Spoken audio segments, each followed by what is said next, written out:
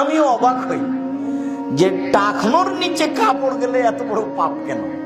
কারো ক্ষতি করিনি, চুরি করিনি, জেনা করিনি, কাউকে গালি দিনি, দোকানে বসে আড্ডা পিটিনি, কিছুই করলাম না, আর আমার প্যান্টটা টাকনোর নিচে চলে গেল, সেই জন্য এত বড় পাপ?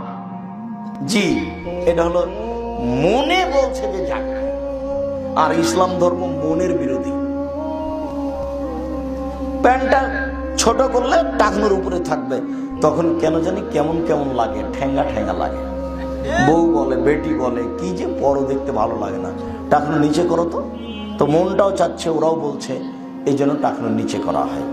রাসূল সাল্লাল্লাহু আলাইহি ওয়াসাল্লাম বলছেন, 3 শ্রেণীর মানুষের সাথে আল্লাহ বিচারের মাঠে কথাই বলবেন না। যা, ও পাপী কি পাপী নয় এই কথাই নেই, আল্লাহর সাথে কথাই বলবেন না। তার এক শ্রেণীর মানুষ হচ্ছে যারা পায়জামা প্যান্ট লুঙ্গি টাকনোর নিচে পড়ে। তার এক শ্রেণীর মানুষ হচ্ছে